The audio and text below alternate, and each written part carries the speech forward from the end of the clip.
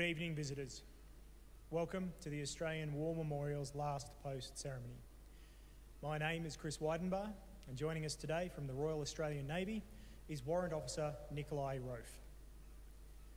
We are honoured to acknowledge Rear Admiral Jens Nyqvist, Chief of Navy Sweden, and the accompanying delegation.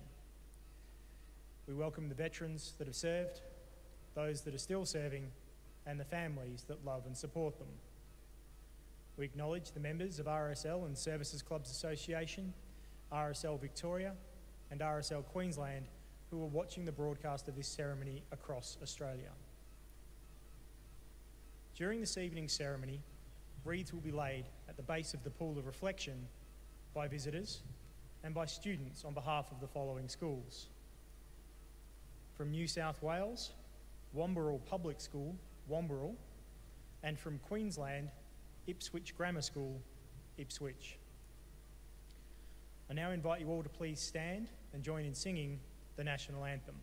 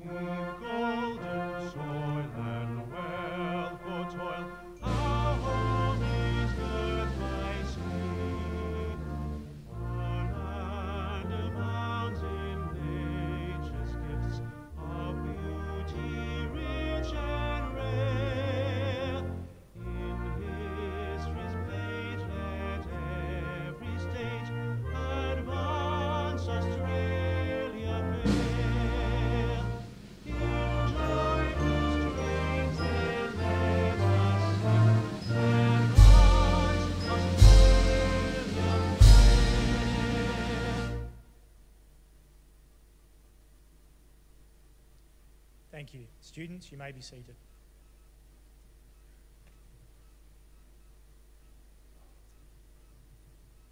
The Australian War Memorial was the vision of Charles Bean, Australia's first World War official historian. Bean landed with the Australian troops on Gallipoli and stayed with them at the front through to the end of the war. The idea of this national memorial and museum came to him at Pozières, France, in the depths of the bloody fighting of 1916. Bean's idea was that this would be a place where families and friends could mourn loved ones buried in faraway lands. It would also be a place that could help all Australians understand what these men and women had endured and what they had done for us. Bean's vision, to which we remain true, is best expressed as inscribed in the entrance to the memorial's galleries. Here is their spirit, in the heart of the land they loved, and here we guard the record which they themselves made. Tonight we will read the story behind just one of those on the Roll of Honour, which lists the names of more than 102,000 men and women who have given their lives for us in war and on operations for more than a century. But first, we present a lament, Flowers of the Forest. Wreaths or floral tributes will now be laid at the base of the pool of reflection.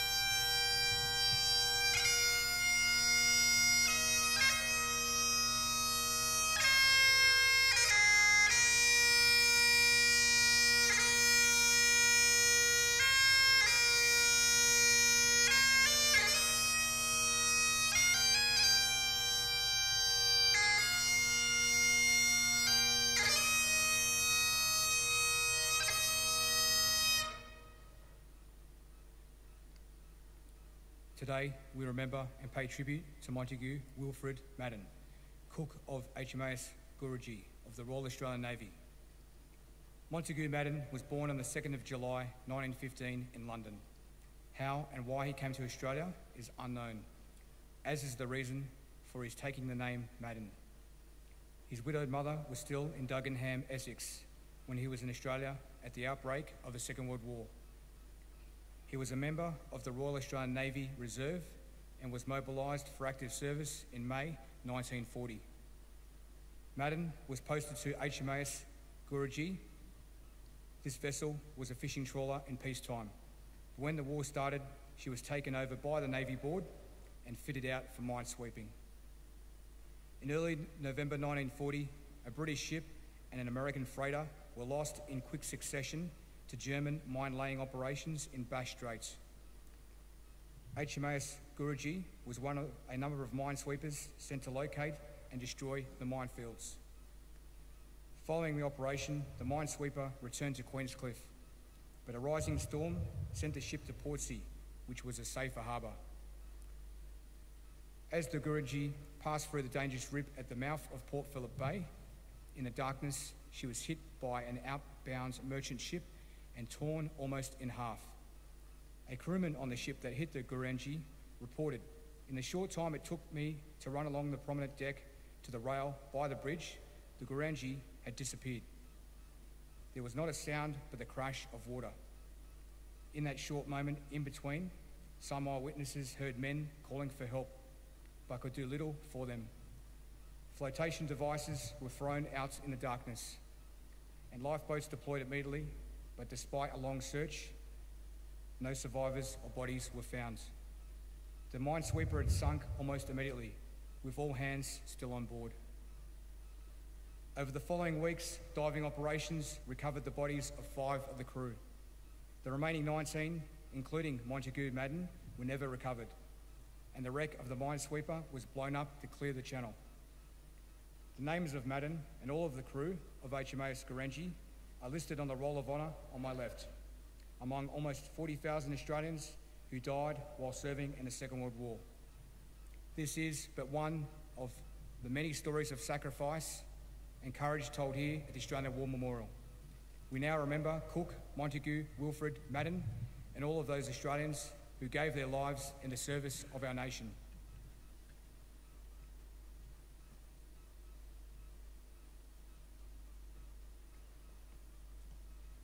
Please stand for the reading of the ode and the sounding of the last post.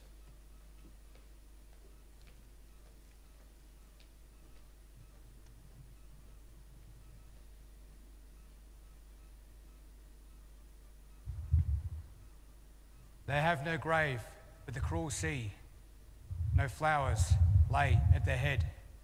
A rusting hulk is their tombstone, a fast on the ocean bed. They shall grow not old as we that are left grow old. Age shall not weary them, nor the years condemn. At the going down of the sun and in the morning, we will remember them. We will remember them.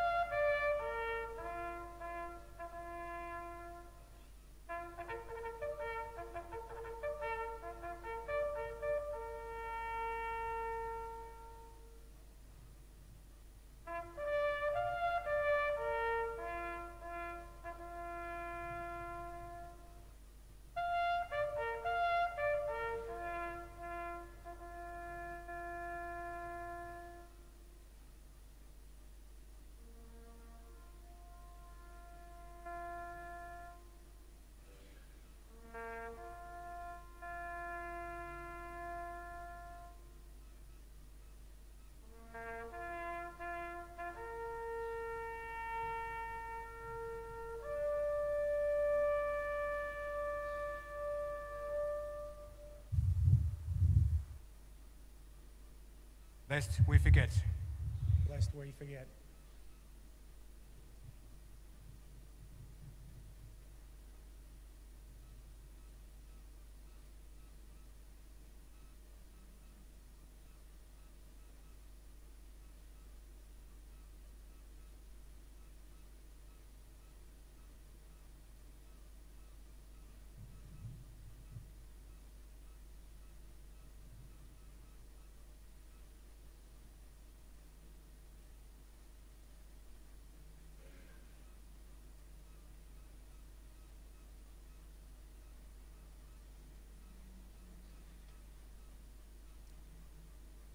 We leave you this evening with the words of the memorial's founder, Charles Bean.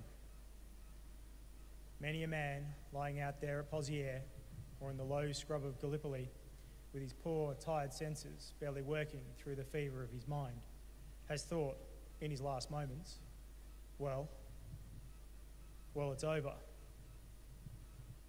But in Australia, they will be proud of this.